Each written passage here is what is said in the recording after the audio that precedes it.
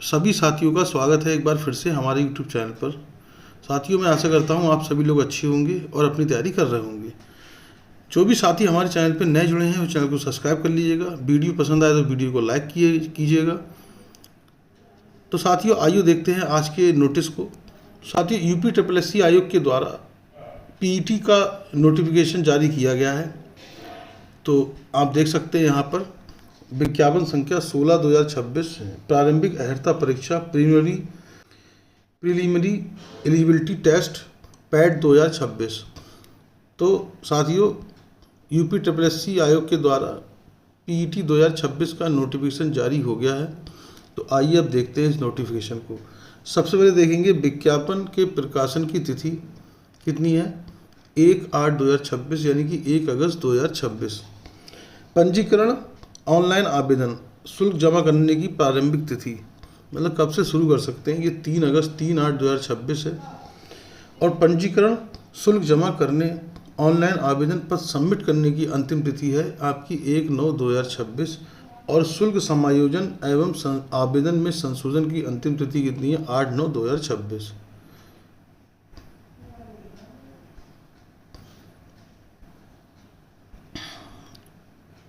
इसके बाद देखते हैं साथियों, वन टाइम रजिस्ट्रेशन की आवश्यकता। आपको PET का फॉर्म भरने से पहले OTR करना जरूरी है। ठीक है, तो आप पैट 2025 के आधार पे भी OTR कर सकते हैं और नए तरीके से भी कर सकते हैं। यह देखेंगे 14 जुलाई 2026 आयोग की आधिकारिक वेबसाइट पर प्रकाशित की जा चुकी है। मतलब जो OTR के बारे में 14 जुलाई को ही ठीक है प्रकाशित हो गया था। यहाँ पर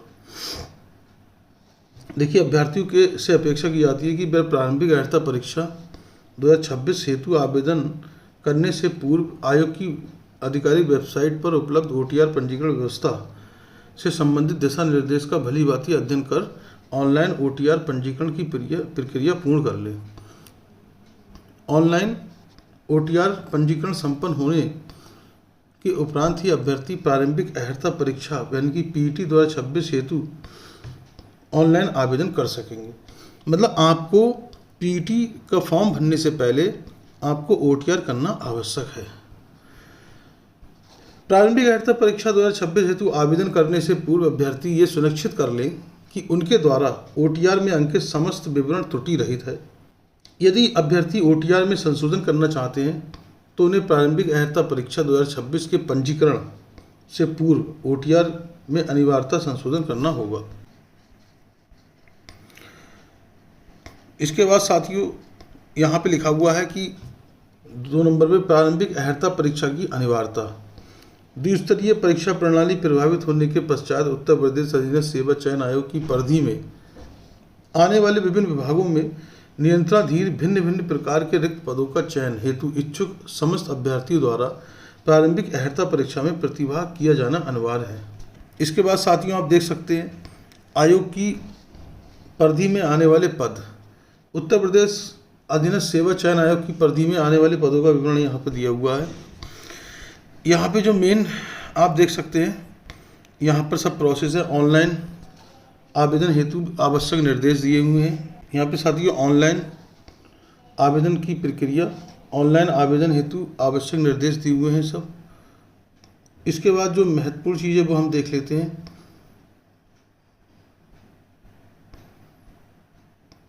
यहाँ पे शुल्क की अगर बात करें, आवेदन शुल्क, तो आप देखेंगे अनारक्षित सामान कितना है यहाँ पर, टोटल 185 रुपये। अन्य पिछड़ा वर्ग के लिए 185, अनुसूचित जाति 95, अनुसूचित जनजाति 95 रुपये। और यहाँ आप देखेंगे दिव्यांगजन हेतु कितना है, 25 रुपये। इसके बाद आप पढ़ लेंगे इसको, आवेदन पत्र का प्रिंट आउट प्राप्त करना, ये सब। आवेदन पत्र में संशोधन, अभ्यर्थी आवेदन पत्र को अंतिम रूप से सबमिट करने के उपरांत ही आवेदन पत्र में अनुमान विवरण में संशोधन कर सकते हैं।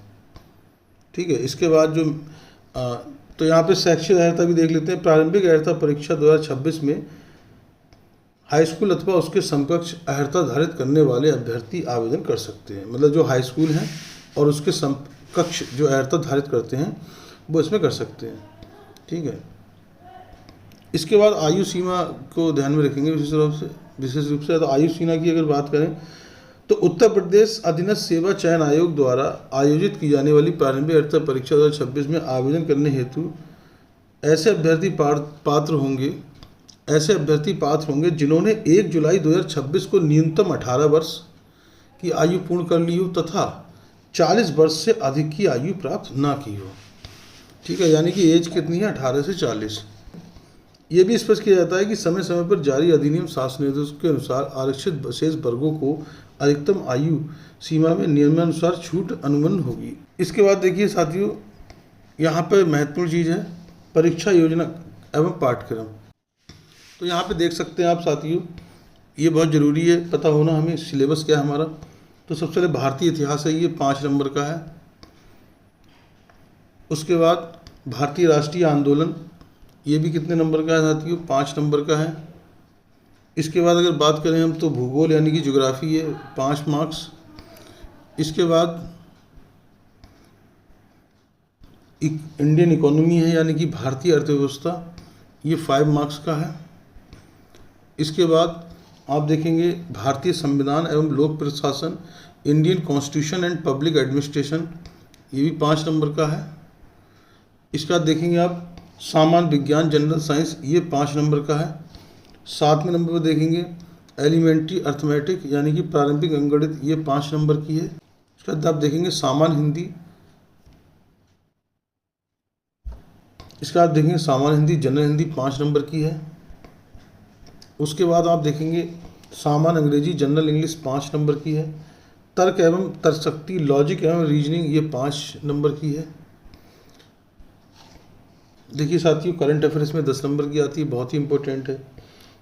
स्टैटिक जीके यानी कि सामान्य जागरूकता जनरल अवेयरनेस, ये भी 10 नंबर की आती है, बहुत इंपॉर्टेंट है।